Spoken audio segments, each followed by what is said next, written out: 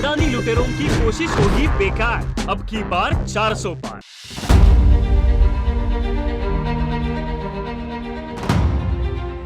नमस्कार, आप देख रहे हैं रितम और मैं हूं आपके साथ सौम्या श्री। देश भर में चुनावी माहौल है। टीवी पर, अखबार में आप हर जगह देख रहे होंगे कि कोई एक राजनेता दूसरे राजनेता के काम की, व्यक्तित्व की तारीफ कर रहा हो। लेकिन आपने कभी ये नहीं देखा होगा कि राजनीति में वैचारिक तौर पर एक दूसरे की धुर विरोधी कांग्रेस और बीजेपी पार्टी एक दूसरे की तारीफ कर रही हो। लेकिन ये भारतीय राजनीति है, यहाँ सब कुछ मुमकिन है। ऐसा ही कुछ पहले ही हो चुका है, जब देश के दिवंगत नेता अटल बिहारी वाजपेयी जो बीजेपी से थे, उन्होंने देश के पूर्व प्रधानमंत्री और कांग्रेस लीडर राजीव गांधी की तारीफ की थी। अटल बिहारी वाजपेयी एक ऐसे शख्सियत थे जो पक्ष के लोगों के साथ साथ विरोधियों को भी साथ लेकर चलते थे। आप देख रहे हैं किस्सा लोकतंत्र का, और आज के इस एपिसोड में हम बात करेंगे देश के दिवंगत नेता अटल बिहारी वाजपेयी और पूर्व पीएम राजीव गांधी से जुड़ी एक किस्से के बारे में। ये बात है साल 1988 की। मीडिया रिपोर्ट्स के मुताबिक अटल बिहारी वाजपेयी को किडनी में इन्फेक्शन हो गया था, जिसका इलाज अमेरिका में संभव था। लेकिन अटल बिहारी वाजपेयी के पास इतने पैसे नहीं थे कि वो इलाज कराने अमेरिका जा सके। पैसों की तंगी की वजह से अटल बिहारी वाजपेयी बार बार अपना इलाज टाल रहे थे। बताया जाता है कि उस वक्त देश के प्रधानमंत्री थे राजीव गांधी और अटल बिहारी वाजपेयी एक सांसद थे। किसी तरह ये बात पीएम राजीव गांधी को पता लग गई। अटल बिहारी वाजपेयी क्योंकि उम्र में राजीव गांधी से काफी बड़े थे, राजीव गांधी नहीं चाहते थे कि वो सीधे मुंह अटल बिहारी वाजपेयी को अमेरिका जाने को कहें और इलाज कराने को बोले।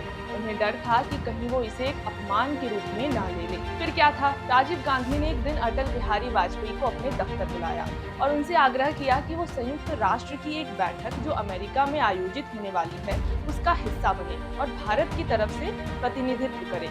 यूं कहें तो यूनाइटेड नेशंस में होने वाले इस बैठक को लेकर राजीव गांधी ने पहले ही अटल बिहारी वाजपेयी का नाम भारत के प्रतिनिधि मंडल में शामिल कर दिया था।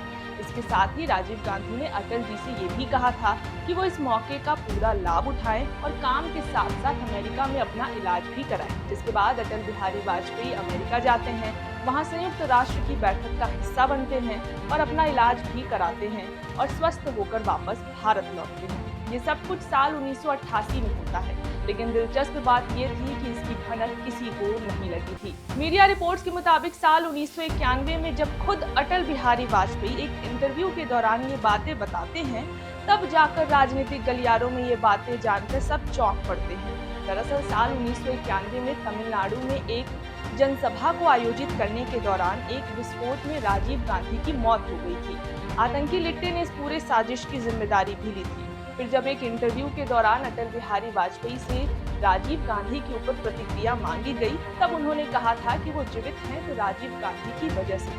अटल बिहारी वाजपेयी ने इस इंटरव्यू में खुद ये बात कबूल की थी कि राजीव गांधी ने उनकी मदद कर उनको एक नया जीवन दे दिया था।